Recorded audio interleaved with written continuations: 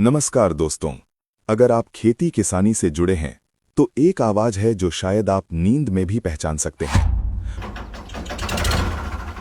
मैं बात कर रहा हूं पुराने फोर्ड 3600 की।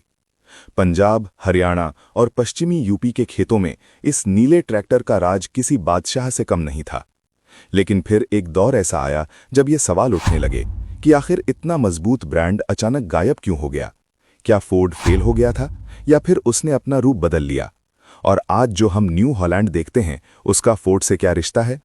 आज की इस डिटेल्ड वीडियो में हम 1964 के इंग्लैंड से लेकर 2024 के भारत तक का पूरा इतिहास खंगालेंगे। ये वीडियो थोड़ी लंबी जरूर है, लेकिन दावा है कि इसके बाद आपको फोर्ड के इतिहास पर कोई और वीडियो देखने की जरूरत नहीं पड़ेगी। तो चलिए समय के पहिए को थोड़ा पीछे घुमाते हैं। कहानी की असली शुरुआत 1964 में होती है। ये वो साल था जब फोर्ड मोटर कंपनी ने इंग्लैंड के बैसिल्डन शहर में एक विशाल फैक्ट्री खोली। ये उस समय दुनिया की सबसे आधुनिक ट्रैक्टर फैक्ट्री थी। भारत में उस समय हरित क्रांति दस्तक दे रही थी। हमारे पास अपने ट्रैक्टर बनाने की तकनीक बहुत कम थी। उस दौर में फोर्ड ट्रैक्टर सीधे इंग्लैंड से पानी के जहाजों में भरकर भारत आते थे। बुजुर्ग किसान आज भी बताते हैं कि उस समय मेड इन इंग्लैंड लिखे हुए इंजन ब्लॉक की क्या अहमियत थी। लोग महीनों तक बुकिंग का इंतजार करते थे। क्यों? क्योंकि उस ट्रैक्टर के लोहे में एक अलग ही बात थी।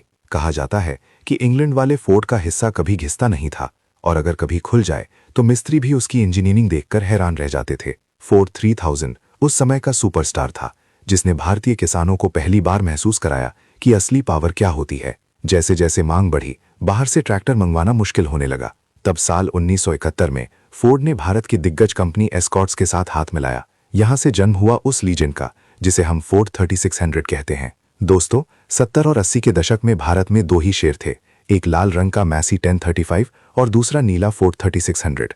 मैसी जहां अपनी फुर्ती और ट्रॉली के लिए जाना जाता था, वहीं फोर्ड अपनी कच्ची जुताई और रोटावेटर पर दबदबे के लिए मशहूर था। फोर्ड 3600 की लिफ्ट क्षमता और पीटीओ पावर उस जमाने में सबसे आगे थी। लेकिन हर साझेदारी का अंत होता है। 1995 में फोर्ड और एस्कॉर्ट्स के रास्ते अलग हो गए। ये एक बड़ा झटका था। एस्कॉर्ट्स के पास अब फोर्ड का नाम इस्तेमाल करने का हक नहीं था, लेकिन उनके पास फोर्ड की तकनीक और ब्लूप्रिंट्स थे। यही कारण है कि एस्कॉर्ट्स ने फार्म ट्रैक ब्रांड शुरू किया। अगर आप ध्यान से देखें तो पुराने फार्म ट्रैक 60 और फोर्ड 3600 का पिछला हिस्सा, गियर बॉक्स और आवाज लगभग एक जैसी है। वो फोर्ड की ही विरासत थी जो फार्म ट्रैक में जिंदा रही। अब आप सोच रहे होंगे कि अगर फोर्ड इतना बढ़िया चल रहा था तो कंपनी ने ट्रैक्टर बनाना बंद क्यों किया? इसके पीछे की कहानी किसी फिल्मी ड्रामा से कम नहीं है। फोर्ड मोटर कंपनी को लगा कि ट्रैक्टर के धंधे में अब ज्यादा मुनाफा नहीं है, इसलिए उन्होंने अपनी ट्रैक्टर डिवीजन बेचने का फैसला किया। लेकिन बेचने से पहले उन्होंने खुद को बहुत बड़ा बना लिया था। इसे ध्यान से सुनिए, क्योंकि यही न्यू हॉलैंड की नींव है। 1964 में उन्होंने बेल्जियम की कंपनी क्लेज को खरीदा, जो कंबाइन हार्वेस्टर की बादशाह थी। इसी वजह से आज न्यू हॉलैंड की कंबाइन दुनिया में नंबर 1 मानी जाती हैं। 1986 में फोर्ड ने स्पेरी न्यू हॉलैंड को खरीदा। यहां से ट्रैक्टर और मशीनरी एक हो गए। 1987 में उन्होंने कनाडा की कंपनी वर्सेटाइल को खरीदा। ये कंपनी ऐसे ट्रैक्टर बनाती थी जो बीच में से मुड़ते थे और जिनमें 300-400 हॉर्स पावर की ताकत थी। यानी भारत आने से पहले ही ये कंपनी एक ग्लोबल सुपर पावर बन चुकी थी। साल 1991 में इटली के फिएट ग्रुप ने एंट्री मारी। फिएट, जो फरारी जैसी कारें बनाने वाली कंपनी की मालिक है, ने फोर्ड न्यू हॉलैंड को खरीद लिया। समझौता ये हुआ कि फिएट साल 2000 तक अपने ट्रैक्टरों पर फोर्ड का नीला लोगो लगा सकती है, ताकि किसानों का भरोसा बना रहे। लेकिन 2000 के बाद उन्हें ये नाम हटाना था। जब 1998 में फिएट ने न्यू हॉलैंड फिएट इंडिया के नाम से ग्रेटर नोएडा में फैक्ट्री लगाई तो भारतीय किसान कंफ्यूज हो गए। ट्रैक्टर नीला था, दिखने में फोर्ड जैसा था, इंजन भी वही था, पर नाम बदल रहा था। कंपनी ने बहुत मेहनत की। उन्होंने 3630 और 5630 जैसे मॉडल उतारे। उन्होंने किसानों को समझाया कि नाम नया है, मगर खून वही पुराना फोर्ड वाला है। धीरे धीरे किसानों ने देखा कि ये ट्रैक्टर ना सिर्फ फोर्ड जितनी ताकत रखता है, बल्कि इसमें टेक्नोलॉजी उससे भी बेहतर है। इस तरह साल 2000 के बाद फोर्ड नाम हमेशा के लिए इतिहास बन गया और न्यू हॉलैंड ने उसकी गद्दी संभाल ली।